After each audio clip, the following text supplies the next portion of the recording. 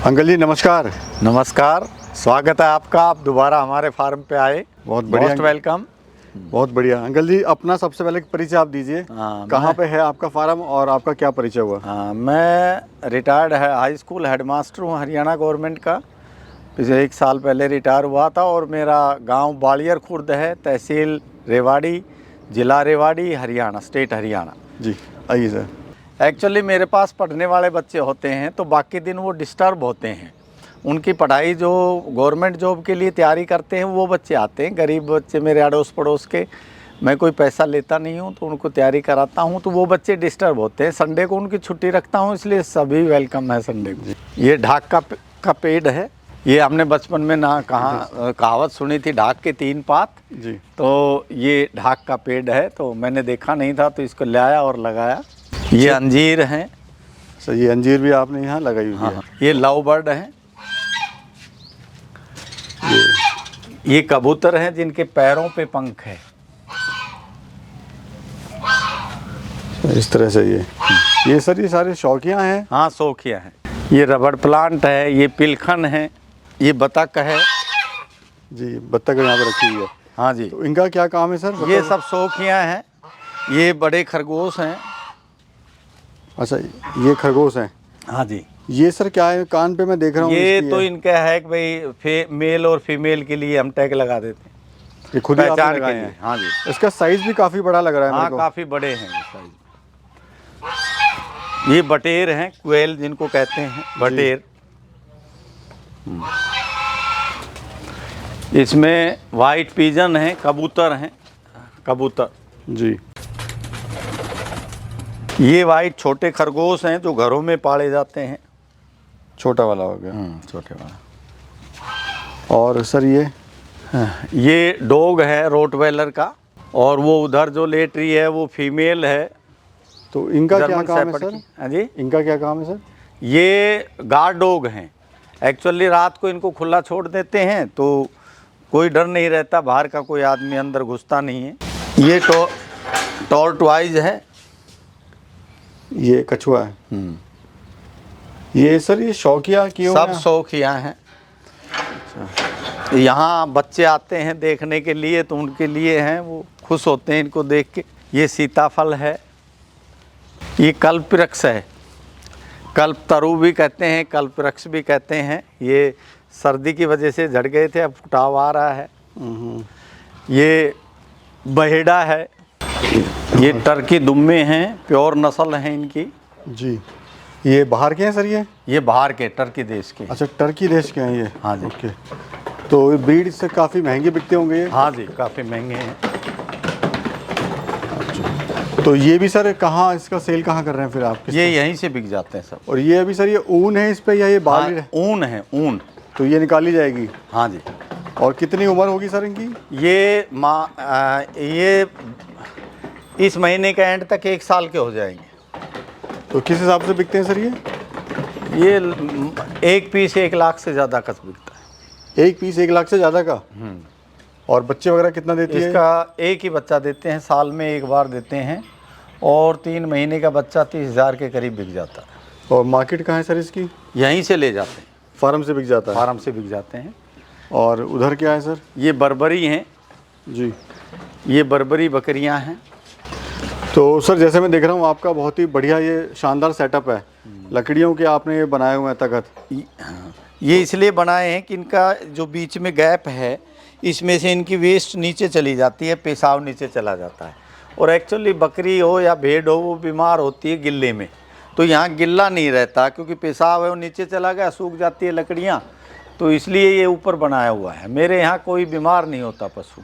और खुला भी सर, काफ़ी खुला मैं देख रहा हूँ यहाँ पर। हाँ, ये पूरा। तो खर्चा क्या है सर इसको बनाने में? ये लगभग, जब मैंने 4 साल पहले बनाया था तो लगभग इसमें कॉस्ट आई थी 4 लाख के करीब। पूरा सेटअप बनाने पूरा में? सेटअप बनाना। ये फ्रेंडली है मतलब जानवरों के लिए? हाँ, कोई बीमारी वगैरह इसमें नहीं आएगी? नहीं आएगी, ये फ्रेंडली है। और सेक्शन कितने हैं सर इसमें? ये 3 हैं। इस तरह के 3 सेक्शन बनाए हुए हैं, अलग अलग बाड़े में अलग नस्ल के? हाँ जी। ये नीचे इनका वेस्ट आ जाता है, ये ऊपर से वेस्ट गिर गया तो इसको 10-5 दिन में निकाल के बाहर फेंक देते हैं, खाद बन जाता है। ये अफ्रीकन गोट हैं। ये बोर गोट कहलाती है, अफ्रीकन है, ये मेल है, वो फीमेल है, एक जोड़ा है।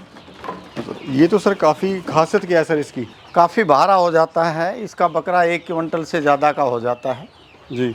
हाँ, और क्या बिकता है सर? वैसे भी सुंदर है ये, इसके रेट भी ठीक है, 50,000 से ऊपर का एक बेल बिक जाता है। एक बकरा? हाँ जी।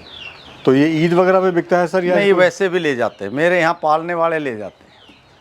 और इसकी मार्केट सर यहीं से ही? यहीं से ले जाते हैं, मैं को बाहर नहीं जाता। आपका मतलब घर से यहीं से फार्म से सारा माल बिक जाता सारा है? यहीं से चला जाता। और ये इसके 2 बच्चे हैं, ये पहली दूसरी बार ब्याई है तो इसने 2 बच्चे दिए हैं। ये बोर गोट कहलाती है, अफ्रीकन है। ये साल में कितने बच्चे देती है? ये एक बार में पहलवान ने तो 1 दिया था, अब दोबारा ब्याई है तो 2 दिए हैं, और साल में 2 बार ब्याती है।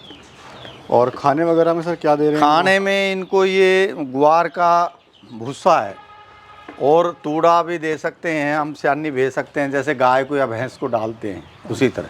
मतलब घर का ही जो अपना बच्चा कुचा है, हाँ हाँ, सानी वगैरह वो पशु वगैरह का जो बचता है वो भी खा लेते हैं। बहुत बढ़िया।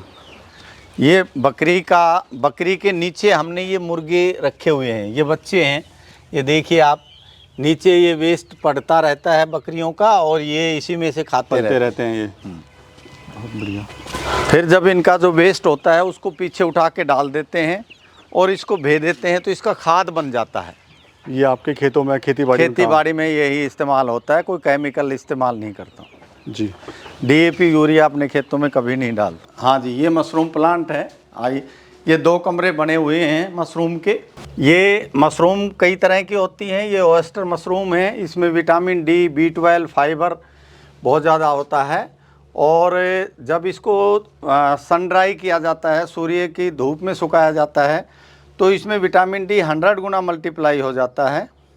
और हमने निफ्टम में इसको चेक कराया है, इसके विटामिन डी को निफ्टम में जो केंद्र सरकार का लैब है वहाँ चेक कराया है, वहाँ इसमें 800 म्यू के करीब आया है, जबकि विटामिन डी 10 ही पाया जाता है ज़्यादातर दवाइयों में जी, और इसमें 800 के करीब है।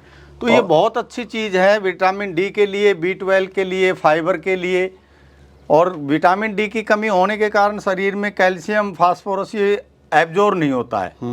तो विटामिन डी, आजकल लोग धूप में जाते नहीं हैं, लोगों में विटामिन डी, B12 की कमी पाई जाती है, तो उनके लिए केमिकल दवाई लेने से अच्छा ये ऑयस्टर मशरूम सन ड्राइड है। मैं देख रहा हूँ सर, आपने जो है छत पे भी यहाँ पे सुखा रखी है मशरूम। हाँ जी। ये क्या प्रोसेस है? हम यहाँ से इस मशरूम को तोड़ने के बाद इसको इस तरह तोड़ा जाता है, इसको साफ़ किया जाता है। साफ़ करने की ये जो वेस्ट आ जाता है, इसको यहाँ से काट के साफ़ किया जाता है। इस तरह इसको ये साफ़ चाकू से काट के इसको साफ़ किया जाता है। वर्कर्स जो हैं वो दस्ताने पहन के, और जब इसको साफ़ करते हैं फिर इसको सूर्य की रोशनी में सुखाते हैं। सुखाने के बाद इसमें 100 गुना विटामिन डी बढ़ जाता है। तो सर बात करें कितने बैग होंगे, कितना प्रोडक्शन आप निकाल लेते हैं इससे? लगभग इसमें 1200 के करीब बैग हैं, और एक बैग से आप ये मान के चलो कि लगभग 3 किलो के करीब हमें फ्रेश मशरूम मिलता है। लेकिन जब हम सुखाते हैं तो 10 किलो का 1 किलो ही, फ्रेश का 10 किलो का 1 किलो ही मिलता है मुश्किल से। तो अंकल जी मैनेज कैसे करते हैं आप? इतना सारा बकरियां भी हैं, आप मशरूम भी कर रहे हैं, सेलिंग में तो बड़ी दिक्कत आती होगी। नहीं, एक्चुअली ना मेरे यहाँ से ना जिन लोगों को पता लग गया है कि मैं बिना केमिकल के ही करता हूँ, तो यहीं से सेल हो जाता है। बकरियाँ भी सेल हो जाती है, मशरूम भी यहीं से सेल हो जाता है, क्योंकि आजकल कोई भी आदमी धूप में काम नहीं करता और सब में विटामिन डी, B12 इनकी कमी होती है, और वो यहीं से ले जाते हैं। इसी प्रकार मैंने एक हल्दी एक विशेष स्थितियों में उगाई ऑर्गेनिक, जिसका कुर्कुमिन 9% के करीब है। हमने वो निफ्टम केंद्र सरकार की लैब में टेस्ट कराया, उसकी रिपोर्ट है मेरे पास, उसका कुर्कुमिन 9% है, जबकि जो बाज़ार में हल्दी मिलती है उसका मुश्किल से 1 या 2% कुर्कुमिन होता है, और वो ऑर्गेनिक है। इसी तरह हमने एक काली मिर्च, उसका काली मिर्च का विशेष फ्लेवर है, लेकिन हम वो साबुत ही देते हैं क्योंकि उसको कूटने के बाद उसका फ्लेवर निकल जाता है, इसलिए हम उसको साबुत ही देते हैं। ऑनलाइन कोई मंगाता है तो हम उसको कोरियर कर देते हैं, और लोगों को सलाह देते हैं कि उसको घर पे ही तुरंत कूट कर जब वो डाल लें, तो बहुत अच्छी तीखी और फ्लेवर वाली काली मिर्च है। हल्दी जो है वो एक मेडिसिन का एंटीबायोटिक है, लेकिन जो बाज़ार में मिलती है उसमें सिर्फ कलर होता है, कुरकुमिन नहीं होता। जबकि हल्दी का जो गुण है एंटीबायोटिक का, वो कुरकुमिन के कारण है जी। तो ये चीज़ें हमारी सब यहीं से ऑनलाइन जाती हैं, लोग हमें ऑर्डर करते हैं व्हाट्सएप पे और हम उसको कोरियर द्वारा भेज देते हैं। तो कैसे सर कोई अपना आत्मनिर्भर बन सकता है? थोड़ा नहीं, आइडिया मैं दीजिए। तो ये सलाह दूंगा कि क्योंकि सबसे ज़्यादा शिकायत लोगों की ये है कि जब भी हम कहते हैं कि भाई आप खेती करो, तो वो कहते हैं कि लैंड होल्डिंग कम है, ज़मीन कम है। जबकि मैंने 1 एकड़ में ये सब कुछ किया हुआ है। मैं गाय भी रखता हूँ, मुर्गे भी हैं मेरे पास, कड़कनाथ मुर्गे हैं, टर्की मुर्गे हैं, और इसमें मैं घर के लिए सब्जी भी करता हूँ। हर एक फल के पेड़ लगाए हुए हैं। 1 ही एकड़ में मैंने ये सब कुछ किया है। मशरूम का भी ऐसी प्लांट है। तो हम कम ज़मीन में भी बहुत कुछ कर सकते हैं।